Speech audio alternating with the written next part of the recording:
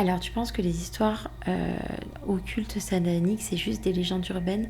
Il y avait longtemps que j'avais envie de parler de cette histoire, donc Jeannette de Palma. Donc écoutez-moi bien. Ça se passe en 1972 dans le New Jersey où on a retrouvé le corps d'une ado et la scène ressemblait à un sacrifice.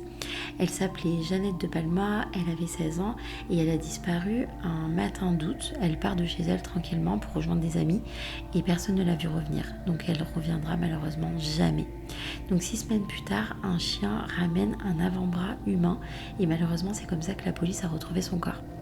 Donc ils l'ont retrouvé sur un amas rocheux surnommé Devil Teeth. Alors, je suis très mauvaise en anglais, mais voilà, donc ça s'appelle les dents du diable. Mais ce qui glace le sang, c'est qu'il y avait autour d'elle des morceaux de bois disposés en croix. Donc il y a certains témoins qui parlent de symboles occultes, d'autres disent que c'est des figurines bizarres qui ont été posées près de son corps.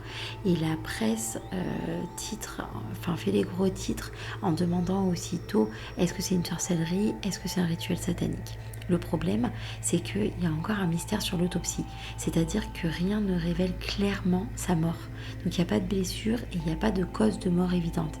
C'est juste une ado qui est morte, qui est allongée sur une roche qu'on appelait déjà les dents du diable.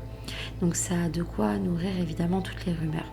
Donc dans les années 70, en plus c'est vrai que dans les années 70, dans cette région, on parlait beaucoup de sectes, on parlait beaucoup de rituels sombres dans les bois et certains habitants juraient que Jeannette avait été choisie malheureusement comme victime. Mais il n'y a aucune preuve officielle qui a confirmé cette version. Donc d'après vous, qu'est-ce qui s'est passé? Est-ce que c'est un meurtre qui a été déguisé en rituel? Est-ce que c'était un véritable sacrifice occulte? Même 50 ans plus tard, malheureusement, l'affaire reste totalement irrésolue. Donc voilà, il n'y a qu'une seule question qui persiste malheureusement, c'est qui a vraiment tué Jeannette de Palma?